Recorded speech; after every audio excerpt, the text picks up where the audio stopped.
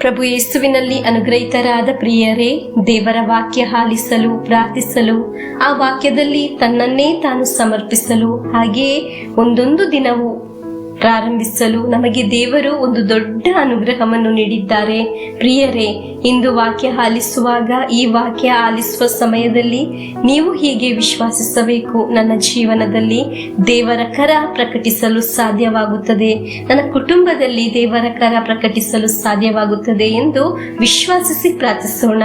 ಅನೇಕ ರೀತಿಯಲ್ಲಿ ಇರುವ ವಿಷಯಗಳಿಂದ, ಸಮಸ್ಯೆಗಳಿಂದ, ಯಾರೂ ಇಲ್ಲದ ಒಂದು ಅವಸ್ಥೆಯಲ್ಲಿಯೂ, ಬೆದರಿಕೆಯಲ್ಲಿಯೂ ಎಲ್ಲ ಹಾದು ಹೋಗುವ ಧಾರಾಳ ವ್ಯಕ್ತಿಗಳು ಇದ್ದಾರೆ. ನಮಗೆ ಒಂದು ನಿಮಿಷ ಪ್ರಾರ್ಥಿಸೋಣ. ಡೈಲಿ ಬ್ಲೆಸ್ಸಿಂಗ್ ಅಲ್ಲಿ ವಾಕ್ಯ ಆಲಿಸುವ ಲೋಕದ ಅನೇಕ ಸ್ಥಳದಲ್ಲಿ ಇರುವ ಎಲ್ಲ ಆತ್ಮೀಯರನ್ನು, ಇದನ್ನು ಕಳಿಸಿಕೊಡುವವರನ್ನು, ಇಂದು ಪ್ರಥಮ ಬಾರಿಗೆ ಆಲಿಸುವವರನ್ನು ದೇವರ ಅದ್ಭುತವನ್ನು ನೋಡಲು, ಅನುಭವಿಸಲು ಪ್ರಾರಂಭವಾಗುತ್ತದೆ. ಅದಕ್ಕಾಗಿ ಪ್ರಾರ್ಥಿಸುತ್ತೇನೆ. ವಾಕ್ಯ ಆಲಿಸುವ ನಿಮಗಾಗಿ ಪ್ರಾರ್ಥಿಸುತ್ತೇನೆ. ಬಹಳ ನಿರೀಕ್ಷೆಯಿಂದ ದೇವರ ವಾಕ್ಯವನ್ನು ಆಲಿಸೋಣ. ಪ್ರಿಯರೇ, ಬಹಳ ಕಷ್ಟದಿಂದ, ಅಡೆತಡೆಗಳಿಂದ ಮುಂದೆ ಜೀವನ ಸಾಗಿಸುತ್ತಿರುವ ಆತ್ಮೀಯರ ಹತ್ತಿರ ಹೇಳಲೇ, ದೇವರ ಹತ್ತಿರ ಬಾರದೆ, ದೇವರ ಹತ್ತಿರ ಪ್ರಾರ್ಥಿಸದೆ, ದೇವರ ವಾಕ್ಯದಲ್ಲಿ ತನ್ನನ್ನೇ ತಾನು ಸಮರ್ಪಿಸದೆ ಆ ಸಮಸ್ಯೆಯಿಂದ ಒಂದು ಹೆಜ್ಜೆ ಮುಂದೆ ಸಾಗಲು ಸಾಧ್ಯವಿಲ್ಲ.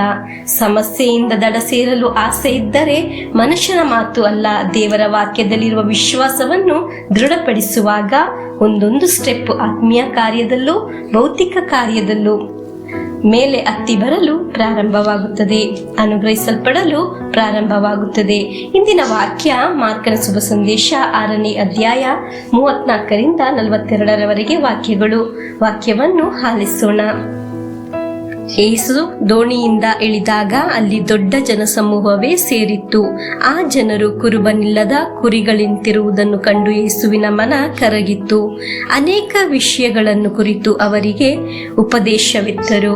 ಅಷ್ಟರಲ್ಲಿ ಸಂಜೆಯಾಗುತ್ತಾ ಬಂದಿತ್ತು. ಶಿಷ್ಯರು ಯೇಸುವಿನ ಬಳಿಗೆ ಬಂದು, ಈಗಾಗಲೇ ಹೊತ್ತು ಮೀರಿ ಹೋಯಿತು, ಇದು ನಿರ್ಜನ ಪ್ರದೇಶ, ಇನ್ನೂ ಜನರನ್ನು ಕಳಿಸಿಬಿಡಿ, ಅವರು ಸಮೀಪದ ಊರು ಕೇರಿಗಳಿಗೆ ಹೋಗಿ ಊಟಕ್ಕೆ ಏನಾದರೂ ಕೊಂಡುಕೊಳ್ಳಲಿ ಎಂದರು. ಆಗ ಯೇಸು, ನೀವೇ ಅವರಿಗೆ ಊಟಕ್ಕೇನಾದರೂ ಕೊಡಿ ಎಂದರು. ಅದಕ್ಕೆ ಶಿಷ್ಯರು, ನಾವು ಹೋಗಿ 200 ದೆನಾರಿ ನಾಣ್ಯಗಳ ಬೆಲೆಯಷ್ಟು ರೊಟ್ಟಿಯನ್ನು ಕೊಂಡು ತಂದು ಅವರಿಗೆ ಊಟಕ್ಕೆ ಬಡಿಸೋಣವೇ ಎಂದರು. ಯೇಸು, ನಿಮ್ಮಲ್ಲಿ ಎಷ್ಟು ರೊಟ್ಟಿಗಳಿವೆ, ಹೋಗಿ ನೋಡಿಕೊಂಡು ಬನ್ನಿ ಎಂದರು. ಅವರು ವಿಚಾರಿಸಿಕೊಂಡು ಬಂದು, ನಮ್ಮಲ್ಲಿ 5 ರೊಟ್ಟಿ ಮತ್ತು 2 ಮೀನುಗಳಿವೆ ಎಂದು ತಿಳಿಸಿದರು. ಎಲ್ಲರೂ ಪಂಕ್ತಿ ಪಂಕ್ತಿಯಾಗಿ ಹಸಿರು ಹುಲ್ಲಿನ ಮೇಲೆ ಊಟಕ್ಕೆ ಕುಳಿತುಕೊಳ್ಳಬೇಕೆಂದು ಯೇಸು ಅಪ್ಪಣೆ ಮಾಡಿದರು. ಅವರು 50ರಂತೆಯೂ 100ರಂತೆಯೂ ಪಂಕ್ತಿಯಲ್ಲಿ ಕುಳಿತರು. ಯೇಸು ಆ 5 ರೊಟ್ಟಿಗಳನ್ನು 2 ಮೀನುಗಳನ್ನು ತೆಗೆದುಕೊಂಡು ಸ್ವರ್ಗದತ್ತ ಕಣ್ಣೆತ್ತಿ ನೋಡಿ ದೇವರಿಗೆ ಸ್ತೋತ್ರ ಸಲ್ಲಿಸಿದರು. ತರುವಾಯ ಆ ರೊಟ್ಟಿಗಳನ್ನು ಮುರಿದು ಜನರಿಗೆ ಬಡಿಸುವಂತೆ ಅವನ್ನು ಶಿಷ್ಯರಿಗೆ ಕೊಟ್ಟರು. ಅಂತೆಯೇ 2 ಮೀನುಗಳನ್ನು ಜನರೆಲ್ಲರಿಗೂ ಹಂಚುವಂತೆ ಮಾಡಿದರು. ಎಲ್ಲರೂ ಹೊಟ್ಟೆ ತುಂಬ ತಿಂದು ತೃಪ್ತರಾದರು. ಪ್ರಿಯರೇ, ಗಮನಿಸಿರಿ. ನೀವು ಯೋಚಿಸಿರಬಹುದು, ಹಿಂದೆ ಒಮ್ಮೆ ಆಲಿಸಿದ್ದೀವಿ, ಪುನಃ ಪುನಃ ಹೇಳುತ್ತಾರಲ್ಲ ಎಂದು. ಪ್ರಿಯರೇ, ಒಂದು ನಿಮಿಷ ಗಮನಿಸಿ. ಈ ವಾಕ್ಯ ನಿಮ್ಮೊಂದಿಗೆ ಮಾತನಾಡುತ್ತಿದೆ. ಈ ವಾಕ್ಯದ ಶಬ್ದ ನಿಮ್ಮ ಮನೆಯಲ್ಲಿ ಅದ್ಭುತವನ್ನು ಸೃಷ್ಟಿಸಲು ಶಕ್ತಿ ಇರುವುದಾಗಿದೆ. ಪ್ರಿಯರೇ, ನೀವು ಗಮನಿಸಿರಿ. ಯೇಸುವಿನ ಹತ್ತಿರ ಕೊಟ್ಟ ರೊಟ್ಟಿಯು ಮೀನು ವ್ಯರ್ಥವಾಗಿಲ್ಲ, ಅದೆಲ್ಲ ಅದ್ಭುತವಾಯಿತು ಎಂದು ನಾವು ವಾಕ್ಯದಲ್ಲಿ ಆಲಿಸಿದ್ದೆವು. ಒಂದು ವ್ಯರ್ಥವಾಗಿಲ್ಲ. ಪ್ರಿಯರೇ, ನೀವು ಪ್ರಾರ್ಥಿಸುವ ಯಾವ ಕಾರ್ಯವಾಗಿದೆ, ದೇವರ ಸನ್ನಿಧಿಯಲ್ಲಿ ಸಮರ್ಪಿಸಿ ಪ್ರಾರ್ಥಿಸುವುದು ಜೀವನವಾಗಿರಬಹುದು, ಆರೋಗ್ಯವಾಗಿರಬಹುದು, ಹಣಕಾಸಿನ ಪರಿಸ್ಥಿತಿಯಾಗಿರಬಹುದು, ವಿದ್ಯಾಭ್ಯಾಸವಾಗಿರಬಹುದು, ಯಾವುದೇ ಕಾರ್ಯವಾಗಲಿ ದೇವರ ಕರಗಳಿಗೆ ಕೊಟ್ಟು ಪ್ರಾರ್ಥಿಸುವುದು ಅದು ಒಂದು ಸಹ ವ್ಯರ್ಥವಾಗುವುದಿಲ್ಲ. ನೀವು ಇಂದು ಪ್ರಾರ್ಥಿಸುವಾಗ ಗಮನಿಸಿರಿ. ದೇವರ ವಾಕ್ಯ ಆಲಿಸುವ ಅನೇಕ ವ್ಯಕ್ತಿಗಳು ಈ ಡೈಲಿ ಬ್ಲೆಸ್ಸಿಂಗ್ ಅಲ್ಲಿ ವಾಕ್ಯ ಆಲಿಸಿ ಅನುಗ್ರಹಿಸಲ್ಪಡುತ್ತಿದ್ದಾರೆ. ಹಲ್ಲೆಲೂಯಾ. ಒಂದು ಅನುಗ್ರಹ ಸಿಗದೆ ಇಷ್ಟು ಜನ ಈ ಶುಶ್ರೂಷೆಯನ್ನು ಗಮನಿಸುತ್ತಿದ್ದಾರಾ? ಈ ಶುಶ್ರೂಷೆಯನ್ನು ಇಷ್ಟಪಡುತ್ತಿದ್ದಾರಾ? ಇದೆಲ್ಲ ತಿಳಿಯುವುದು ಒಂದು ಅದ್ಭುತವಾಗಿದೆ.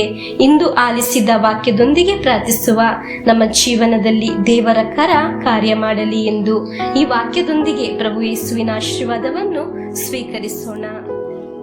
ನಮ್ಮ ಪ್ರಭು ಯೇಸು ಕ್ರಿಸ್ತರ ವರಪ್ರಸಾದವು, ದೇವರ ಪ್ರೀತಿಯು, ಪವಿತ್ರಾತ್ಮರ ಅನ್ಯೋನ್ಯತೆಯು ನಮ್ಮೊಡನೆ ಇರಲಿ. ರೋಗಗಳಿಂದ, ಅಪಘಾತದಿಂದ, ದುರ್ಮರಣದಿಂದ, ಅಗಾಲಿದ ಮರಣದಿಂದ, ಅಸೂಯೆಯಿಂದ, ಮೋಸೈ ವಂದನೆಯಿಂದೆಲ್ಲ ದೇವರು ನಮ್ಮನ್ನು ಸಂರಕ್ಷಿಸಲಿ. Hallelujah, amen.